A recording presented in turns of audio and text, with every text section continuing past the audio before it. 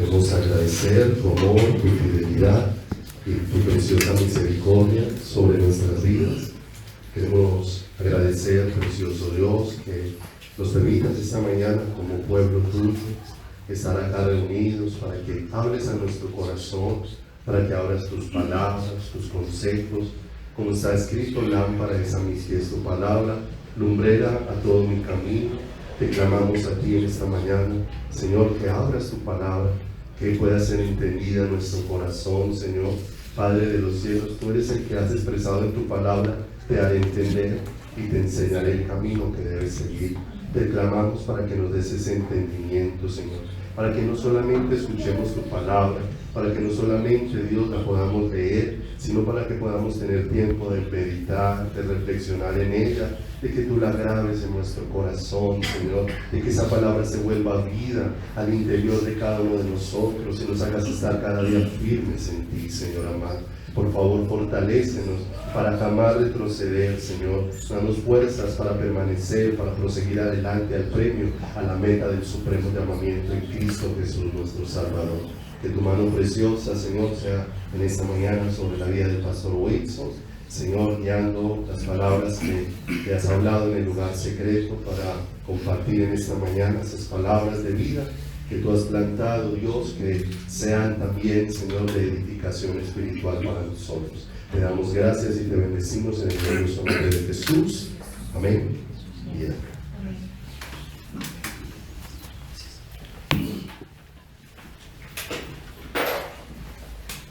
Iglesia, buenos días. Buenos días. Quiero como hacer un paréntesis antes de comenzar y bueno, algo que me impactó mucho ayer. Creo que muchos de los que están acá pudieron darse cuenta de todo el despliegue que tuvo la marcha por el orgullo gay ayer, ¿no? Y me impactaba algo y ese despliegue tan fuerte, tan tremendo, toda esa logística tan tremenda que es esa organización, invitación de una cantidad de personas, todo lo que eso tiene que necesariamente desplegar y hacerse para que todo salga como ellos querían que saliera y con tanta relevancia y tanto impactante que todo eso sea en gran parte esté a la cabeza de una persona que dice ser cristiana, ¿sí? Uno dice hasta dónde estamos llegando, ¿sí? Como una persona que dice ser del pueblo de Dios puede estar al frente de todo esto, haciendo que todo esto salga para ellos a la perfección, ¿sí? Por un lado me da tristeza por lo que pues esto muestra, ¿no? Por otro lado me da alegría porque definitivamente nos muestra que estamos viviendo tiempos postreros. Y yo hablaba con mi esposa ayer que teníamos que cruzar hacia allá y yo le decía a ella pues que definitivamente entendía algunos pasajes de la escritura donde nos dejaba ver que la clase sacerdotal,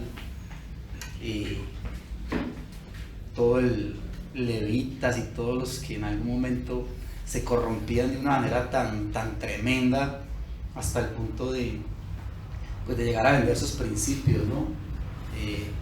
Decía, es tremendo que esto suceda, pero es la realidad y es lo que está escrito. Por eso el que piense estar firme, mire bien que no caiga. Solo nos resta cada día pedirle al Espíritu Santo que nos ayude y nos enseñe a desarrollar cada vez una mayor comunión con Dios, una dependencia mayor de Dios, para no ser engañados de tantas cosas. Pareciera tan evidente, tan claro, pero sucede. Ese era el paréntesis que quería hacer. Quiero que vayamos un momento a 1 Corintios 14:40.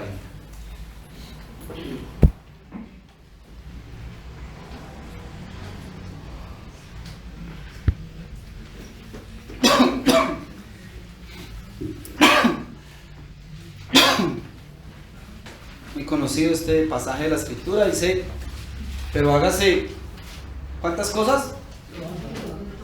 Todo, decentemente y con orden. Y cuando Dios dice todo, se refiere a ¿cuántas cosas? Se refiere a todo. A todo. Hace unos días estuve conversando con un hermano y bueno, compartiendo con él algunas cosas y asuntos en su vida, en su ministerio. Y yo pensaba, mientras hablábamos, mientras compartíamos, yo decía qué importante es tener en cuenta el orden de Dios frente a las cosas que Él nos demanda y nos habla acerca de lo que Dios está formando, está haciendo y el llamado que está haciendo a las vidas de cada uno de nosotros. Y por mi mente siempre, mientras conversábamos y aún después de que terminamos de conversar, me quedaba como en el pensamiento aquello que hemos aprendido, que el orden de Dios es primero Dios, segundo el hogar, tercero el ministerio. Entonces, inquieto por eso, dije, bueno, Dios, yo quiero aprender de eso y necesito ir a la palabra y poder como que la palabra me ayude como a poder compartir esto. Empiezo a mirar y conversando con mi esposa, Dios me iluminaba a través de la vida de mi esposa muchas de las cosas que Dios me permite compartir cuando me paro acá. Muchas de ellas Dios me las regala a través de mi esposa, me trae claridad a través de ella. Y pudiendo mirar esto, pude darme cuenta de cosas muy bonitas que son las que vamos entonces hoy a compartir y a aprender. Y espero que queden grabadas en cada corazón. Entonces, mira, Dios continuamente ha sido un Dios de orden, un Dios perfecto. Nunca Dios ha hecho nada desordenadamente. El ejemplo más claro que tenemos de ese Dios de orden está desde el principio allá en la creación. Todo absolutamente le quedó en orden a Dios y hasta ahora todo continúa en el orden de Dios, que el hombre ha ido alterando, ¿sí? Muchas cosas en la naturaleza es diferente, pero el orden que Dios estableció no cambia. Y Dios ha buscado que nosotros, como sus hijos, como su iglesia, hagamos también lo mismo, que aprendamos de parte de Dios a poner cada cosa en su lugar. Lo que hablábamos ahorita, Dios, familia, ministerio o iglesia, pero cada una de estas debe ser puesta en el momento preciso, ¿sí? A la medida perfecta y de la manera indicada. Cuando nosotros tergiversamos el orden de Dios, vamos a sufrir las consecuencias. Ahora, ningún pasaje de la Biblia nos va a señalar un paso a paso, o un primero, segundo, tercero, cuarto. Sin embargo, nosotros, como lo vamos a hacer hoy mirando el contexto general de las Escrituras, vamos a poder ver los principios de Dios. Quiero que vayamos un momento a Deuteronomio capítulo 6, versículo 5. Deuteronomio 6, 5.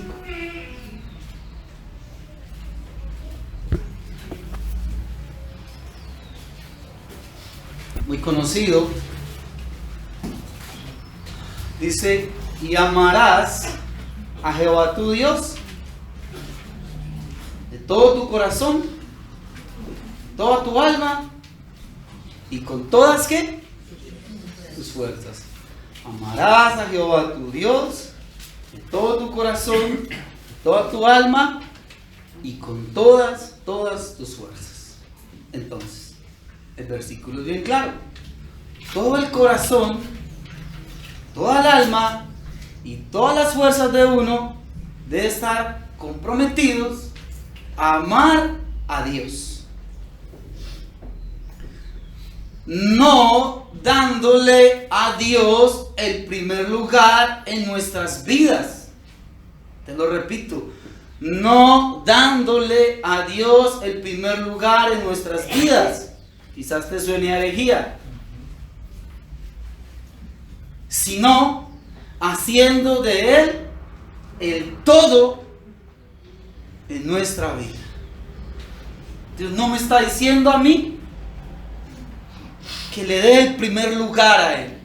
Dios me está diciendo, quiero que hagas de mí el todo de tu vida. Pues cuando le doy a Él un lugar, le estaría dando a Él solo uno.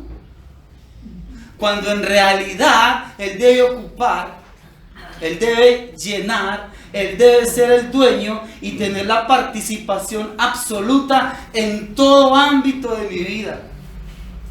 Familiar, espiritual, económico, laboral, lo que sea. Él debe de llenar todo eso.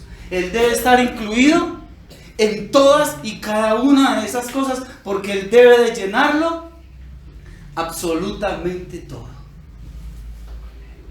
¿O acaso dónde estaba Dios cuando no había nada? ¿Recuerdan los que estamos estudiando los martes? ¿Dónde estaba Dios cuando no había nada? ¿Quién lo recuerda? En Él mismo.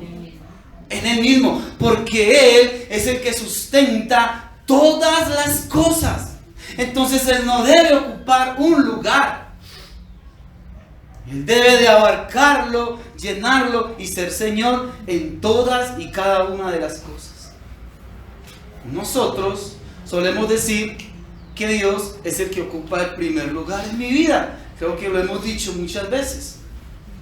Pero cuando nos llegan las necesidades, cuando nos llegan las enfermedades, cuando llegan las preocupaciones, ocurre que mostramos lo contrario. Muchas veces oramos pidiéndole al Señor que nos abra una puerta. Y luego cuando Dios nos abre esa puerta, sucede que empezamos a confiar más en la puerta que nos fue abierta que en aquel que nos abrió esa puerta. Cuando nos enamoramos de algo o cuando nos enamoramos de alguien, a ese algo o a ese alguien empezamos a dedicarle tiempo, dinero, pensamientos, amor, entrega, le dedicamos nuestras vidas. Y como bien lo había dicho, Dios ocupa el primer lugar en mi vida, pues en ese momento fácilmente lo pongo a Él entonces ya no en un primer lugar, sino en un segundo lugar. Si en verdad Él fuera el todo de mi vida, le daríamos a Él siempre el señorío que solo a Él le pertenece.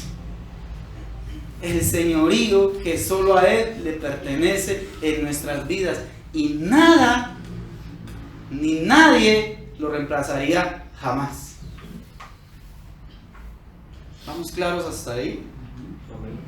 Ahora, ¿cómo sé cuánto señorío está ocupando Él en mi vida? Pues analicemos algo. ¿Cuánto tiempo le dedico? Quizás diga, bueno, yo realmente siempre saco una horita para estar con Él y las otras 23 horas. ¿Quién ocupa entonces ese lugar? No, yo le doy el diezmo de mi tiempo al Señor, 2 horas 40, en eso sí soy. Y entonces el resto del tiempo no es qué tanto tiempo paso con Él, es que constantemente Él quiere que yo esté en relación con Él.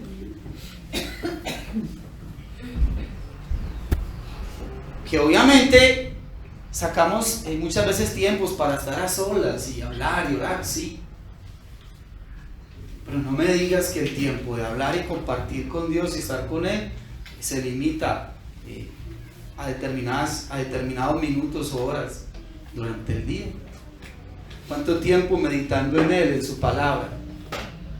Entonces quizás diga, bueno, yo siempre me leo, así sea un capítulo de la Biblia, pero pues siempre medito ahí 15 minuticos, media horita. Nunca se apartará de tu boca este libro de la ley, sino que ¿qué? De día y de noche ¿qué? Cuando Él es el todo de mi vida y no simplemente ocupa el primer lugar, entonces el meditar en su palabra es algo constante y permanente, porque se convierte en un deleite, se convierte en mí en una preciosa necesidad. No es asunto de cuánto tiempo, es dependencia absoluta de Él. ¿Cuántas veces obedezco su voluntad? Pero ojo, habiendo entendido y teniendo claridad que eso es lo que Él quiere. A veces no sabemos. Y listo, cuando uno sabe cuál es la voluntad de Dios, pues lo mejor es espero en Él, ¿sí? En dependencia de Él, hasta que Él me la deje ver. Pero cuando ya yo sé qué es lo que Él quiere, ¿cuántas veces esa voluntad se vuelve en mí el deseo de hacer lo que Él me ha dicho que debo de hacer?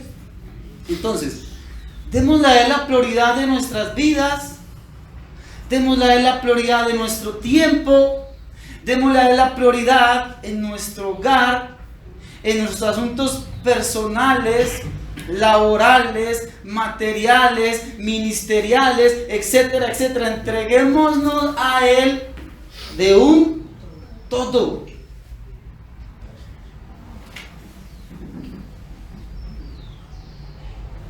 Mira, la relación de intimidad con Dios, sin duda alguna, debe ser el todo en la vida de un hijo de Dios. Pues Él es la plenitud de aquel que todo lo llena en todo. Esa relación permanente y constante en mi vida es la que fortalece nuestra vida espiritual. Y en consecuencia es la que contribuye activamente a mejorar todo mi entorno personal, laboral, cualquier cosa. La relación íntima, constante y permanente con Él es la que me ayuda a mí a que todo mi entorno marche correctamente.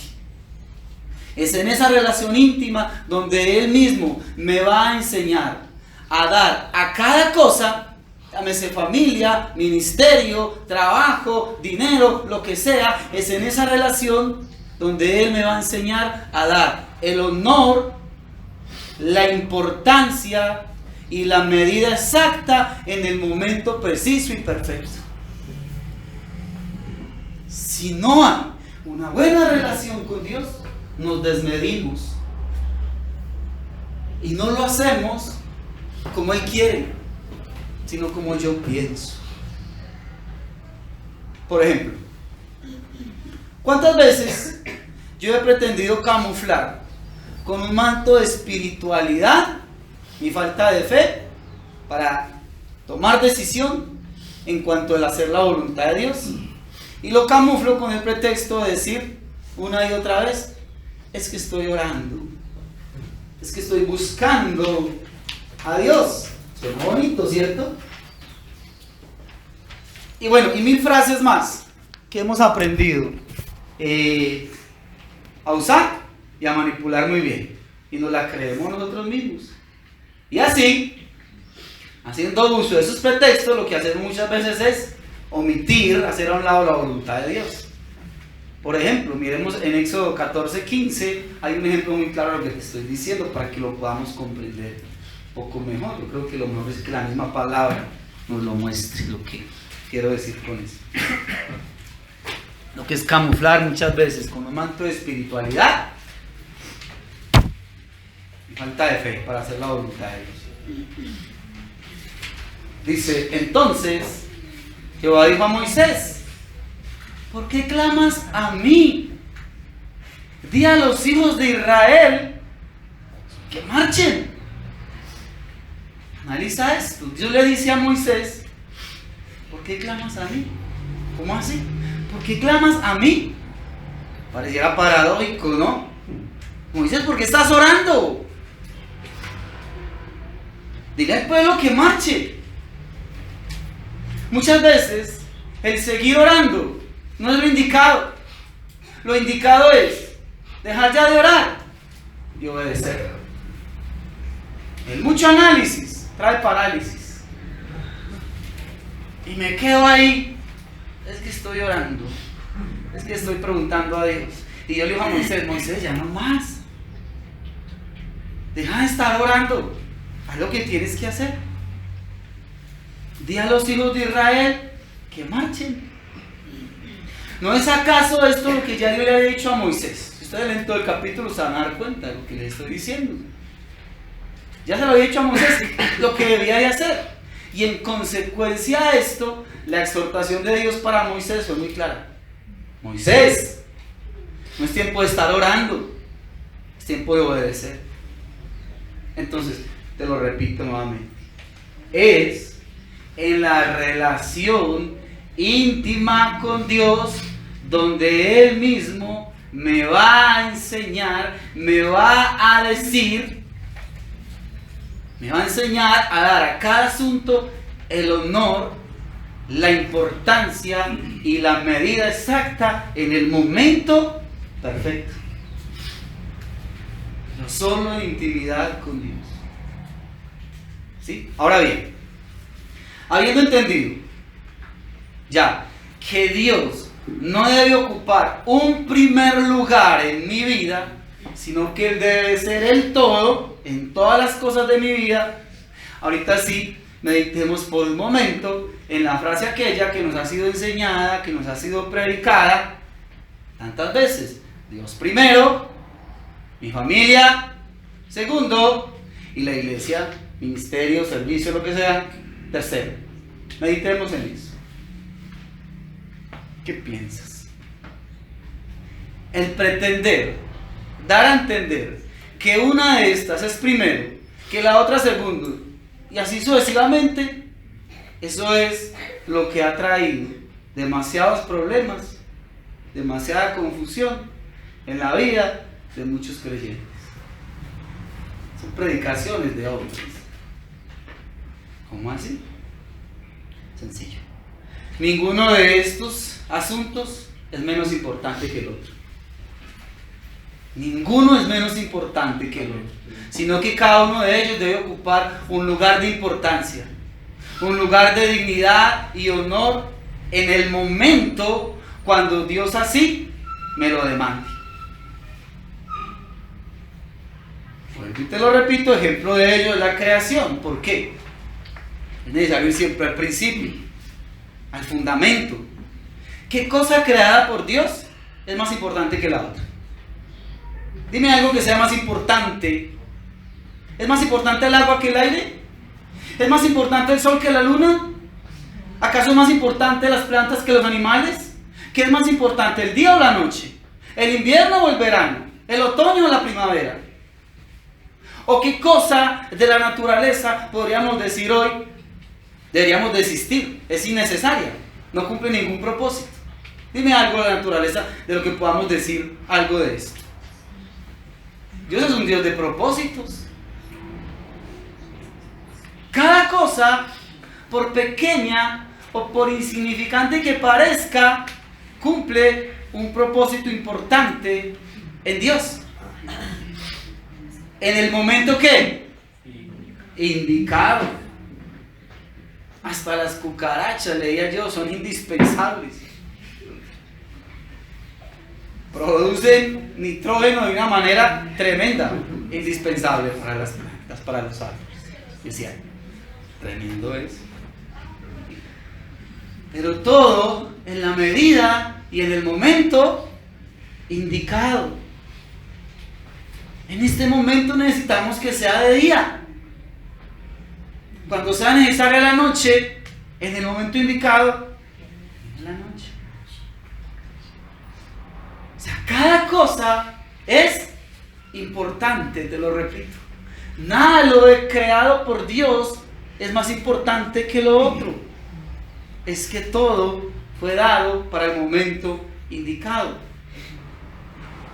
¿O a quién dio Dios más importancia en el huerto? ¿Al hombre o a la mujer? ¿A los dos? No es más importante el hombre, no es más importante la mujer. ¿O alguno de los dos cumplía una función más importante que el otro? Tan importante era la función de Adán delante de Dios, como lo era la función que ella cumpliera.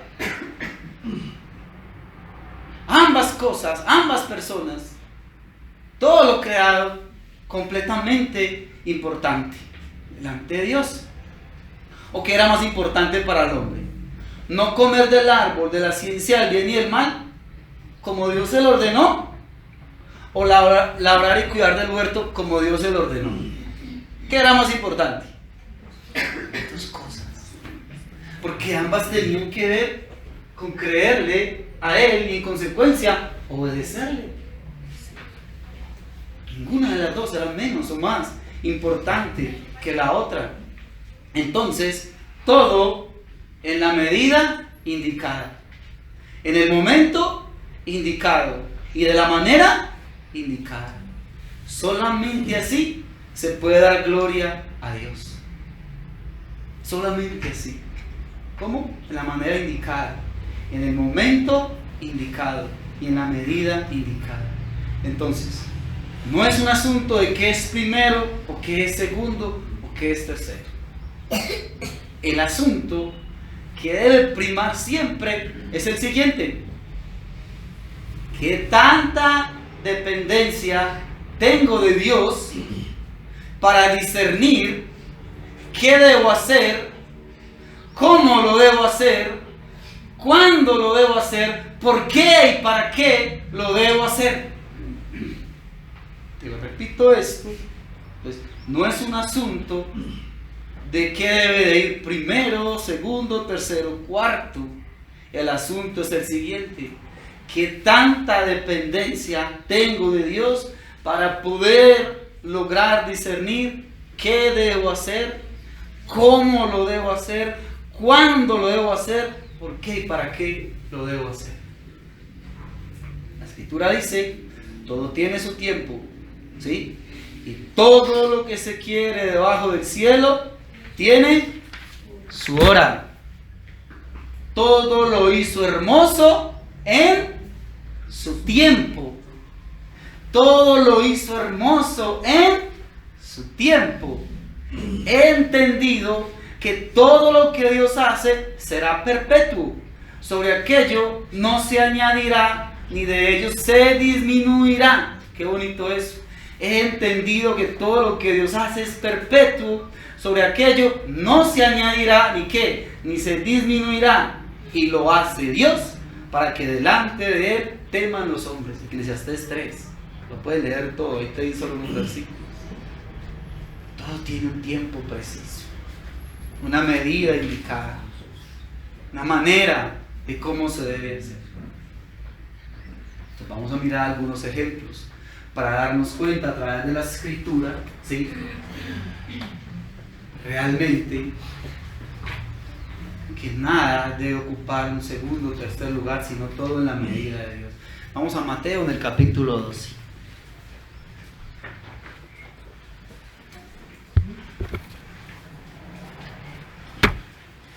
12:46 dice, hablando aquí de Jesús, es un pasaje que lo hemos escuchado mucho, lo hemos leído algunas veces. Dice, hablando de Jesús, mientras él aún hablaba a la gente, he aquí su madre y sus hermanos estaban afuera y le querían hablar. Y le dijo uno, he aquí, tu madre y tus hermanos están afuera y te quieren hablar. Respondiendo él, al que le decía esto, dijo, ¿quién es mi madre? ¿Y quiénes son mis hermanos? Y extendiendo su mano hacia sus discípulos, dijo, he aquí mi madre y mis hermanos. ¿Estaba acaso Jesús menospreciando a su familia? Y públicamente la estaba ridiculizando. No, cierto que no. ¿Qué tal?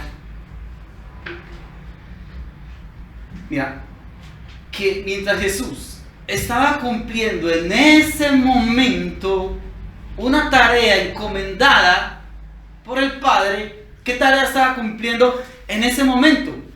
Estaba hablando, compartiendo el Evangelio a las personas. Entonces, viene esta persona y le dice, allá está tu madre y tus hermanos, y te quieren hablar. Él aprovecha esta situación para enseñar una verdad espiritual. ¿Cuál fue la verdad espiritual que les enseñó en el versículo 50? Dice, porque todo aquel que hace la voluntad de mi Padre que está en los cielos, ese es mi hermano y mi hermana y mi madre. No quiso con esto decir que no le importara que su familia, que su mamá estuviese afuera esperándolo. ¿Quién mejor que Jesús para darle a la familia la debida importancia? Y más aún en una cultura como la judía, donde la familia ocupa un lugar tan importante. En nuestra cultura a veces no le damos tanta importancia a la familia, al reunirnos, al sentarnos a la mesa, a tener hermanos, madre, padre. Para nosotros en nuestra cultura no le damos la importancia muchas veces, pero en la cultura hebrea la familia ocupa un lugar tan bonito y tan importante. ¿Y quién mejor que Jesús para darle a la familia esa debida importancia? Entonces, ¿cuál de estos dos asuntos era más importante? Hacer la tarea que en ese momento el Padre le estaba guiando a que hiciera, o darle a su familia honra, honor e importancia. ¿Cuál de las dos era más importante? Las dos. Las dos. Solo que para el momento era necesario hacerlo aquello a lo que Dios le estaba guiando. Pero él en ningún momento estaba dejando a su familia en un segundo plano. Ahora, ¿acaso lo hecho por Jesús en su infancia, según lo que nos narra Lucas capítulo 2, versículo 48, miremoslo por un momento? Lucas 2:48 dice, recordemos que venían de celebrar la fiesta allá en Jerusalén y Jesús, el niño Jesús, se despierta. Dice, cuando le vieron se sorprendieron, lo encontraban en el templo, y le dijo su madre, hijo, ¿por qué nos has hecho así? He aquí tu padre y yo te hemos estado buscando con angustia. Imagínate, un niño de 12 años, semejante multitud tan tremenda, y perdido, y su papá y su mamá se encuentran y usted está con el niño. No, yo tampoco. Imagínate el susto tan tremendo, ¿sí? Hasta que por fin lo encuentran y le dicen, hijo, hemos estado tan preocupados, ¿por qué nos haces esto? ¿Cuál fue la respuesta de Jesús? ¿Por qué me buscáis? ¿No sabéis que en los negocios de mi Padre me es necesario estar? Imagínate que un hijo te responde a ti así. ¿Será que acaso nos está enseñando que para Jesús honrar y obedecer a su Padre Celestial, tenía que deshonrar a sus padres terrenales. Eso es lo que nos está enseñando, ¿no? ¿Cierto? No es eso lo que nos está enseñando. Mira que una vez cumplida la tarea encomendada para ese momento, ¿cuál era la tarea que estaba haciendo en ese momento? Hablar a los doctores de la ley, los cuales quedaban maravillados con su sabiduría. Una vez terminó ya de hacer lo que de parte de Dios debía de hacer, ¿sí?, en su ministerio, dice el versículo 51, mira lo que hace después. Versículo 51, dice que descendió con ellos. ¿Con quién? Con sus padres. Y volvió a Nazaret y estaba ¿qué? Estaba sujeto a ellos. Estaba sujeto a ellos. Listo. Terminó en ese momento lo que debía de hacer. Ahora, había algo que también era igualmente importante: estar sujeto a sus padres. ¿Cuál de estas dos cosas era más importante? Las dos eran supremamente importantes. Tanto hacer lo que su llamamiento y su parte ministerial debía hacer, como honrar a sus padres. Miremos ahora Marcos capítulo 7, versículo 9.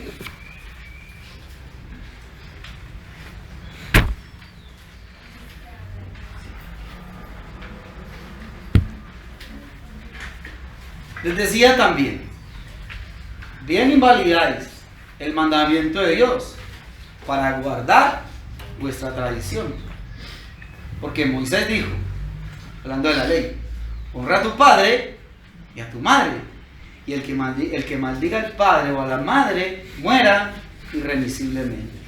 Pero vosotros decís: basta que diga un hombre al padre o a la madre. Es corbán, que quiere decir mi ofrenda a Dios, todo aquello con que pudiera ayudarte, y no le dejáis hacer más por su padre o por su madre, invalidando la palabra de Dios con vuestra tradición que habéis transmitido, y muchas cosas hacéis semejantes a estas. ¿Qué es corbán? Como lo decía ahí, cualquier cosa consagrada u ofrecida a Dios. ¿Qué pasaba? Los judíos permitían y animaban a los hijos para que consagraran sus propiedades a Dios, y que después de consagrarlas rehusaran ayudar a sus padres con la excusa de que esa propiedad era corbán, ya se la había consagrado a Dios. Entonces, claramente vemos aquí que Jesús mismo no les está permitiendo, dar a Dios algo que ellos hubieran consagrado para Él, teniendo como costo o como consecuencia la necesidad del sufrimiento de sus padres. No, Señor, les dijo Jesús. Entonces, no por consagrar, por haber consagrado yo algo a Dios, quiere decir que lo apruebe. Ejemplo, mira, el domingo o el miércoles, tú y yo se lo consagramos al Señor. Nos gusta, ¿sí?, venir a la iglesia. Hace falta, quiero venir. Algunos religiosamente piensan que el domingo es el día del Señor. ¿Cuál día no es el día del Señor? Todos los días son el día del Señor. Entonces, un domingo cualquiera, Dios te dice que lo consagres para estar con tus padres, porque llevas semanas o quizás meses sin verlos. O te dice: conságralo, quiero que estés con tu familia, con tu esposa, con tus hijos, quizás ni sean creyentes.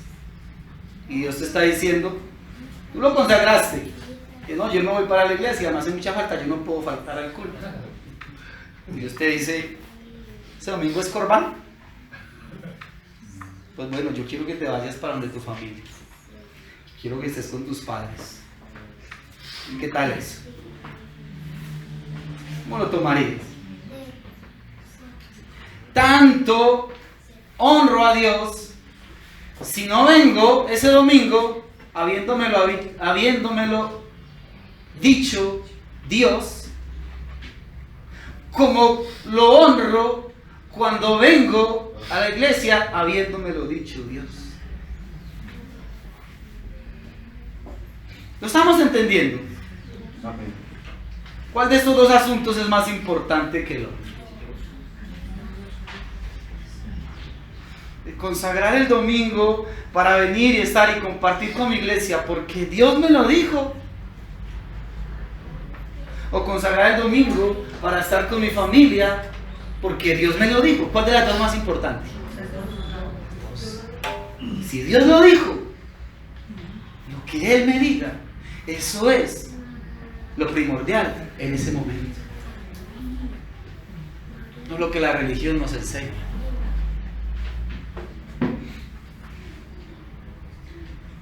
Ambos son importantes, pero debo discernir de parte de Dios qué debo hacer, cómo lo debo hacer, cuándo lo debo hacer, por qué, para qué es que lo voy a hacer.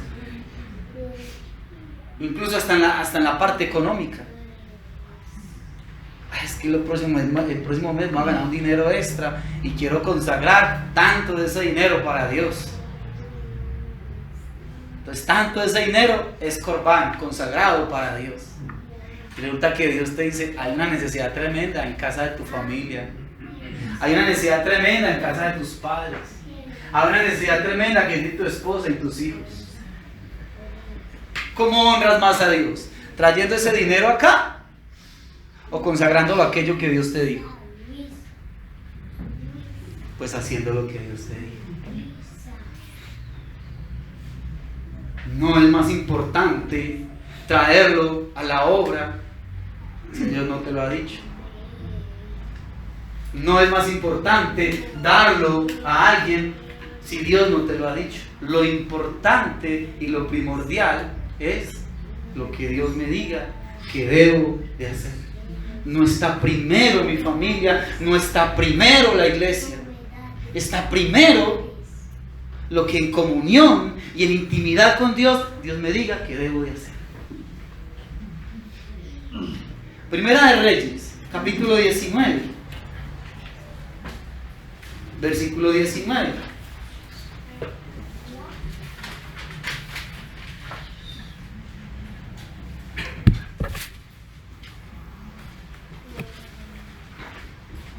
Dice, Primera de Reyes 19. Partiendo él, hablando de Elías, partiendo él de allí, halló a Eliseo, hijo de Safat, que araba con 12 yuntas delante de sí, y tenía la última. Y pasando Elías por delante de él, echó sobre él su manto, ¿sí? Diciéndole que él era su sucesor. Entonces, dejando él los bueyes, vino corriendo en pos de Elías y dijo, mira lo que le dice Eliseo a Elías cuando Elías le hace el llamado de parte de Dios, ¿sí? Dijo, te ruego que me dejes besar a mi padre y a mi madre y luego te seguiré. Y él le dijo, ven, vuelve, te he hecho yo. O no olvides, otra traducción, no olvides lo que he hecho contigo. Dice el versículo 21, y se volvió y tomó un par de bueyes y los mató, y con el arado de los bueyes coció la carne y la dio al pueblo para que comiesen. Después se levantó y fue tras Elías. Pues Elías viene, ¿sí?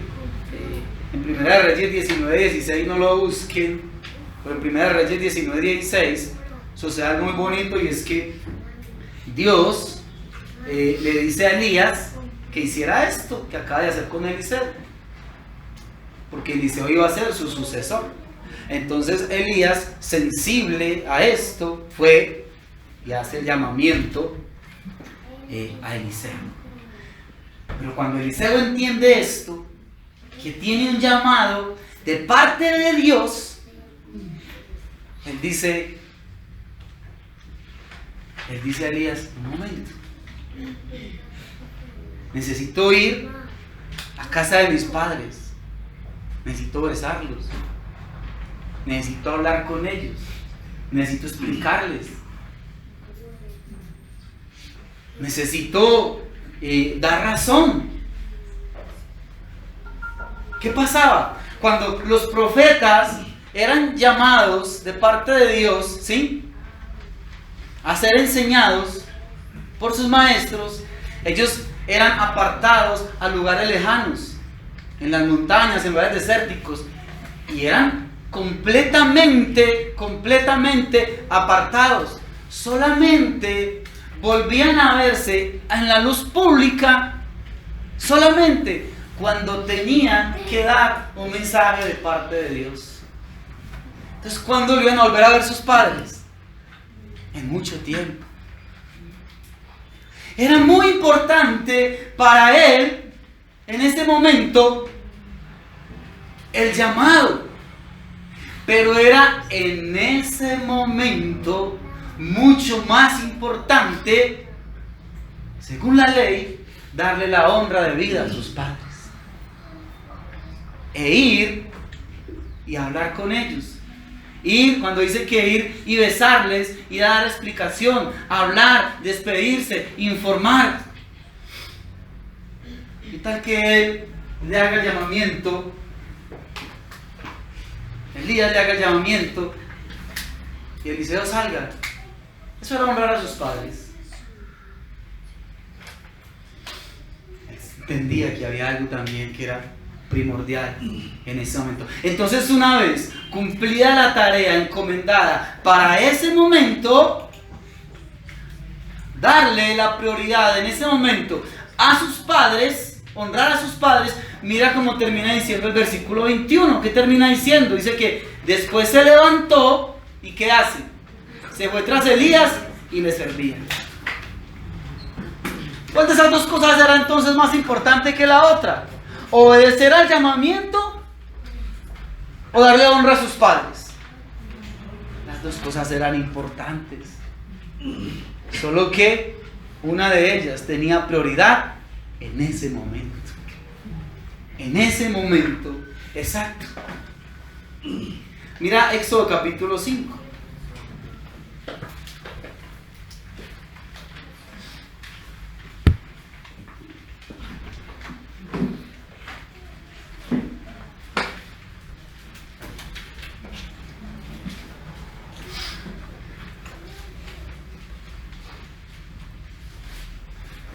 No es Éxodo capítulo 5. Sí, el versículo es 5, pero ya te digo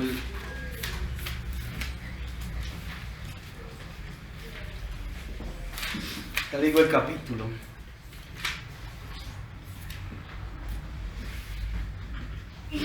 El momento en el que, capítulo 18. 18:5. Dice, muy conocido también, Jetro, el suegro de Moisés, dice que va con los hijos y la mujer de este. Dice, vino a Moisés en el desierto donde estaba acampando junto al monte de Dios. Y dijo Moisés, yo, suegro de Jetro, vengo a ti con tu mujer y tus 2 hijos con ella. Viendo el suegro de Moisés todo lo que él hacía con el pueblo, dijo, ¿qué es esto que haces tú con el pueblo? ¿Por qué te sientas tú solo y todo el pueblo está delante de ti? ¿Desde la mañana hasta qué horas? Hasta la tarde. Versículo 14. Te lo repito, viendo el suegro de Moisés todo lo que él hacía con el pueblo, dijo, ¿qué es esto que haces tú con el pueblo? ¿Por qué te sientas tú solo y todo el pueblo está delante de ti desde la mañana hasta la tarde? Tremendo modo de trabajar, ¿cierto? Y Moisés respondió a su suegro: porque el pueblo viene a mí para consultar a Dios. Bonita tarea, ¿cierto? Cuando tienen asuntos, vienen a mí, y yo juzgo entre el uno y el otro, y declaro las ordenanzas de Dios y sus leyes. Entonces el suegro de Moisés le dijo: no está bien lo que haces. ¿Cómo así que no está bien si estás sirviendo a Dios? ¿Cierto? ¿Cómo alguien me va a decir a mí que no está bien que yo le sirva a Dios? Dice: desfallecerás del todo, tú y también este pueblo que está contigo, porque el trabajo es demasiado pesado para ti. No podrás hacerlo tú solo. Oye ahora mi voz, yo te aconsejaré, y Dios estará contigo. Está tú por el pueblo delante de Dios, y somete tú los asuntos a Dios, y enseña a ellos las ordenanzas y las leyes, y muéstrales el camino por donde deben andar y lo que han de hacer. Además, escoge tú de entre todo el pueblo varones de virtud, temerosos de Dios, varones de verdad que aborrezcan la avaricia, y ponlos sobre el pueblo por jefes de millares, de centenas, de 50 y de 10. Ellos juzgarán al pueblo en todo tiempo, y todo asunto grave lo traerán a ti, y ellos juzgarán todo asunto pequeño. Así aliviarás la carga de sobre ti, y la llevarán ellos contigo. Si esto hicieres, y Dios te lo mandare, tú podrás sostenerte, y también todo este pueblo irá en paz a su lugar. Y oyó Moisés la voz de su suegro, e hizo lo que le dijo.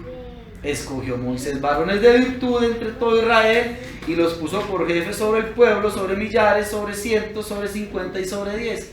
Y juzgaba al pueblo en todo tiempo. El asunto difícil lo traían a Moisés, y ellos juzgaban todo asunto pequeño. Y despidió Moisés a su suegro, y éste se fue a su tierra. Entonces, ¿qué sucedió?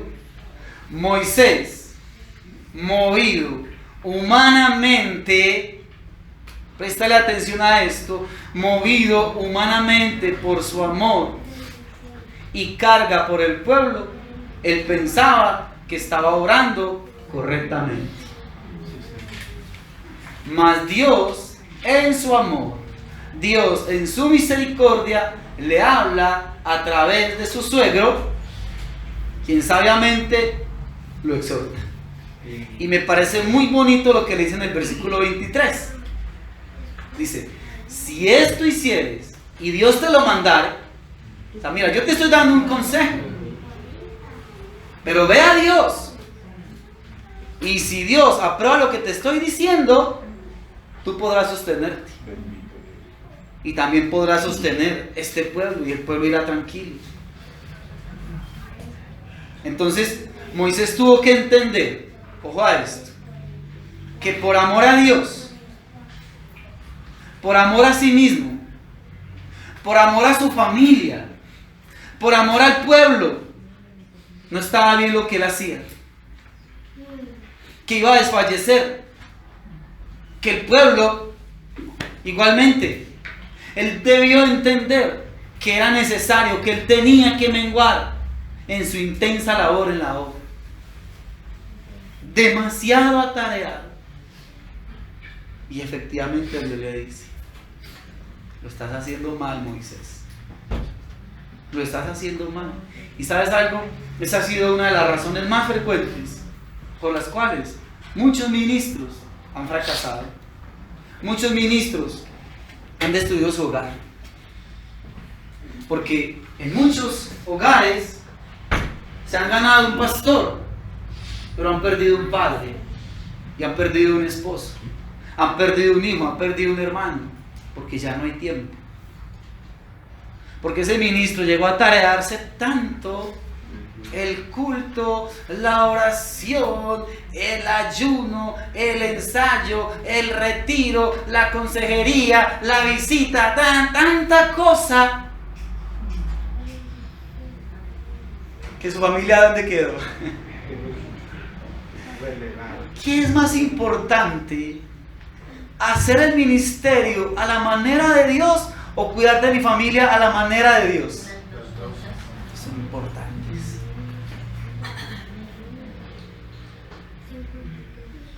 Una de las cosas que me impacta, hace tiempo leyendo un documental acerca de todo este manejo que le dan muchos pastores a la iglesia, es ver que muchas esposas de pastores no quieren saber nada de ministerio, muchos hijos de pastores no quieren saber nada, porque su papá se olvidó de ellos y ahora todo es el trabajo, el amor. Y muchos pastores han tenido que ver a sus esposas irse tras otro hermano de la iglesia que sí tenía tiempo para ellos. Así sucede, no entendiendo que ambas cosas son igualmente importantes, pero debo discernir de parte de Dios qué debo hacer, cómo lo debo hacer, cuándo lo debo hacer, por qué y para qué lo debo de hacer. Pues no es primero, segundo, tercero, cuarto. Es la prioridad a la que Dios me está llamando. ¿De qué manera Dios me está conduciendo y me está guiando de cómo debo hacer las cosas? Cuando no tengo la suficiente comunión con Dios para discernir el cómo, el cuándo, el por qué, el para qué, entonces vienen unos desequilibrios tremendos, tremendos, y terminas creyendo que una de las dos cosas es más importante que la otra, cuando ninguna es menos importante que la otra, y que Dios no debe ocupar el primer lugar en tu vida. Él debe ser el todo en mi vida. Amén. Vamos a estar de pie, vamos a orar. Le damos gracias a Dios.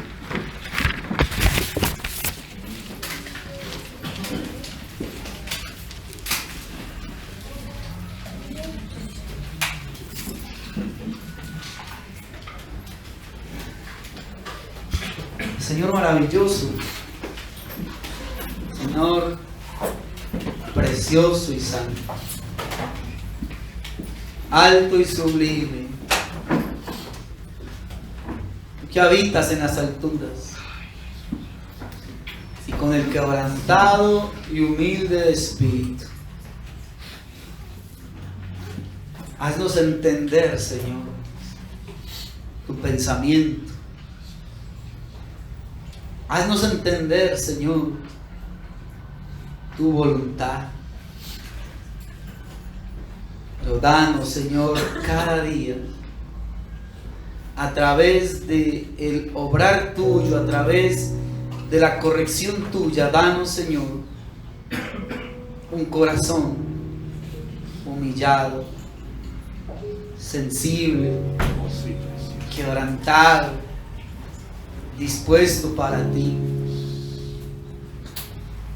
Podamos entender que solamente en la comunión íntima contigo tú nos vas a dejar ver claramente la medida, el tiempo, el momento para aquellas cosas a las que tú quieres que yo le dé prioridad. Señor, ¿cuántas veces me he equivocado? ¿Cuántas veces he pensado erróneamente? ¿Cuántas veces, Dios, humanamente he dado lugares a las cosas? ¿Cuántas veces pensaba y creía que tú debías de ocupar el primer lugar en mi vida? ¿Cuántas veces, Dios, creyendo que el llamado, el ministerio más importante, que mi hogar más importante que el llamado? bonito aprender de ti, Señor. Desde el fundamento, desde la creación. Ninguna cosa tú hiciste más importante que otra. Nada allí en Génesis tú le diste prioridad y relevancia. A todo le diste un tiempo, a todo le diste una función. Y hoy nos muestras que todo lo que tú creaste es importante. Aún el mismo hombre y la mujer, a ninguno le diste prioridad. A ninguno le delegaste algo más importante que al otro.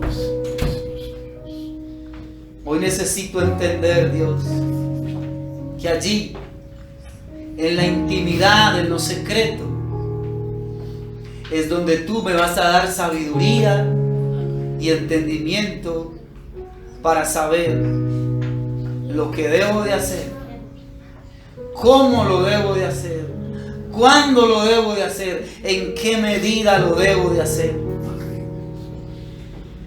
para no desbordarme, para no terminar, Señor, estableciendo yo mismo prioridades, sino que la prioridad en el momento debido la establezcas tú. Que tú seas el todo, Señor. Y que en todo tú tengas la preeminencia, en todo tú tengas el señorío, en todo tú tengas el dominio. Es lo que necesito, Dios, para no equivocarme, para poder gobernar bien mi casa, para poder ejercer bien el ministerio, el llamado, el servicio, para poder consagrar a ti de la manera correcta, indicada, como tú quieres. Es lo que necesito, Dios. Ajustarme al modelo tuyo, ajustarme a la voluntad tuya. Y de esa manera, y solo de esa manera, podré dar gloria a tu nombre. No hay otra manera. Tiene que ser a la manera de Dios.